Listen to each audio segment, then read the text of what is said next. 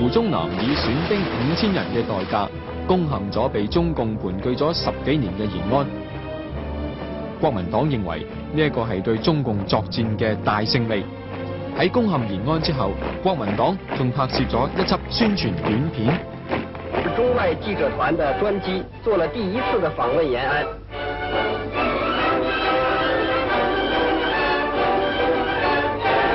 解放延安的健兒們列隊歡迎。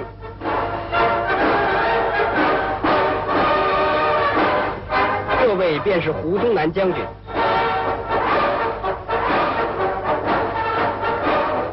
英勇的國軍以正義解放了延安，更以熱誠為解放了的人民服務。這雖然是政府一些微薄的施捨，但也是政府應盡的責任。差唔多同一時間，共產黨亦都拍咗一輯宣傳短片噃。敵人進來了，但我們要告訴這些匪徒們，你們的受敵雖然踏入了聖潔的延安，但你們先別高興，這不是你們的勝利，嚴重的後果在等待着你們。正像新華社社論所指出的，蔣匪侵佔延安，將標誌着蔣介石的滅亡；人民解放軍的放棄延安，將標誌着中國人民的勝利。喺延安攻防戰中，毛澤東運用佢傑出嘅軍事戰略思想，作出敵進我退、向外線反攻嘅策略，喺陝北一帶同40萬嘅國軍周旋，並且繼續指揮全國各個戰場上嘅戰事。而胡宗南就採取速戰速決嘅戰術，希望盡快同中共主力部隊決戰，但係共軍一直迴避，同時喺中共名將彭德懷嘅指揮之下，共軍屢次成功突襲國軍部隊，國軍被拖得筋疲力盡。喺中共撤出延安1年零1個月之後，共軍又勝利返回延安。呢個時候，國共雙方嘅戰略起咗變化，國民黨已經由攻轉守，而中共就由守變攻。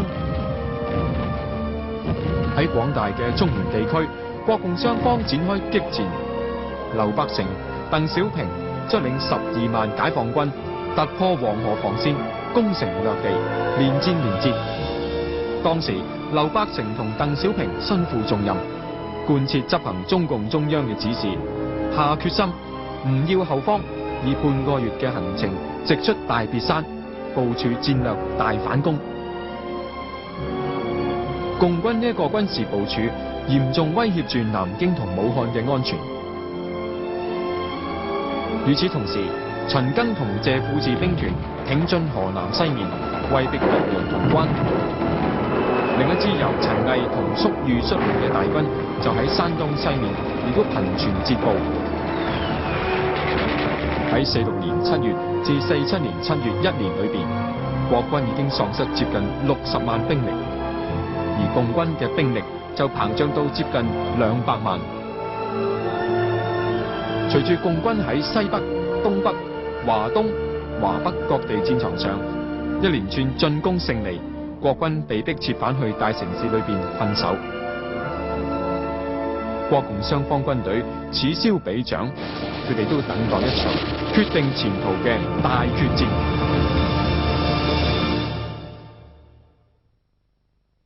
其實當時國民黨嘅戰略佈置有冇犯到咩重大嘅錯誤咧？我睇咧就國民黨第一樣咧就係喺胡宗南方面咧進攻延安係好錯，因為當然咧即係蔣介石要打呢個延安就好緊要，喺政治方面係一個好重要嘅目標，但喺軍事方面睇咧，你向呢個西北打嘅時候咧，變咗咧就喺山西同埋山東方面嘅戰線咧就蝕底好多，你呢個嫡系嘅軍隊唔可以呢個對抗呢個共產黨，所以就有咁嘅機會。劉鄧嘅兵團咧就由呢個進東南可以向南咧打落去呢個大別山。咁另外咧就喺蘇北方面呢個第三野戰啦，即係陳毅嘅部隊咧就向呢個山東進發，咁就產生咗呢個喺山西同埋喺山東呢兩條戰線一個可以講一個小決戰嘅局面。咁係咪當時即係國民黨嘅將領完全睇唔到呢點咧？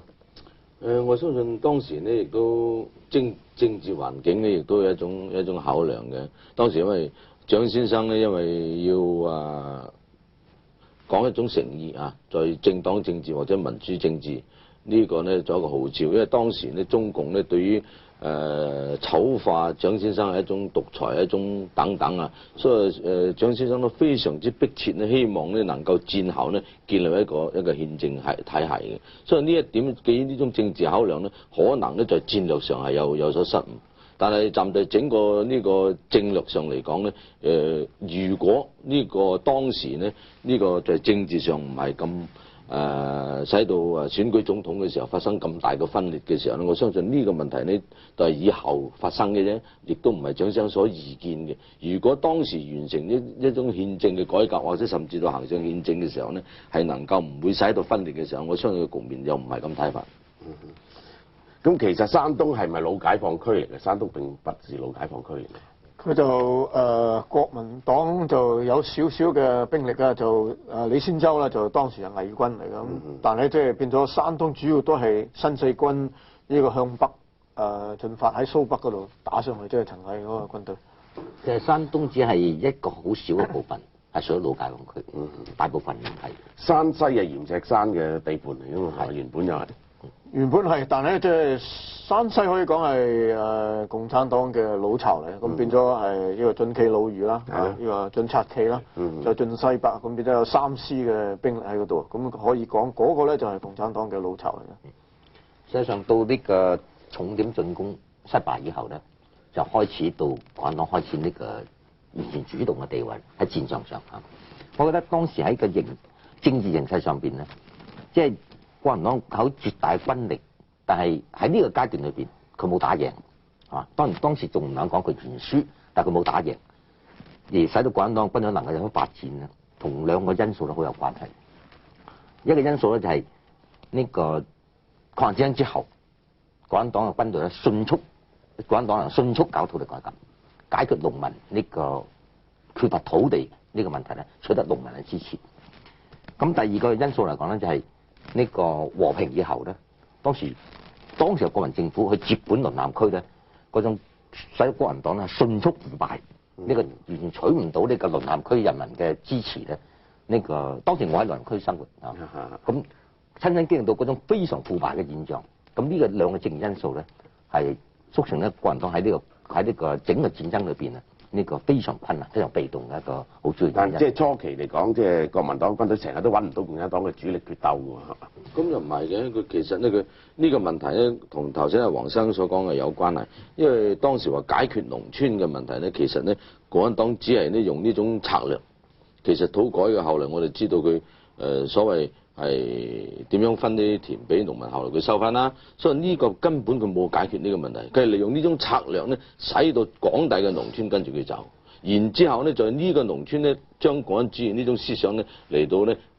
使到佢咧能夠喺度生根，認為呢中共係一種土地改革者。當時所以唔淨止美國人相信，連我哋農村都相信。事後證明啊，所以因此咧呢個好多嘅問題咧，都話係出一種悲劇性嘅一種誤會嚟嘅。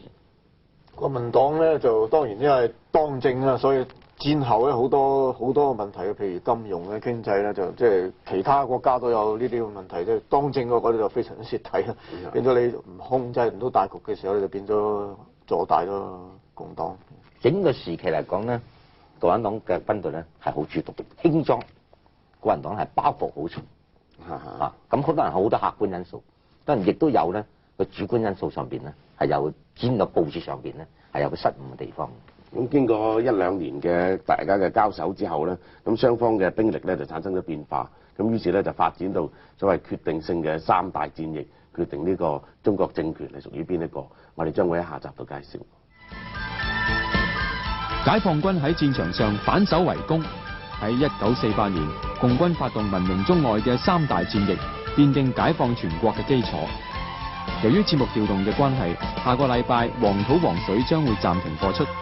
黃土黃水》第8集3大戰役會喺95年1月8號晚上12點播出，請留意收睇。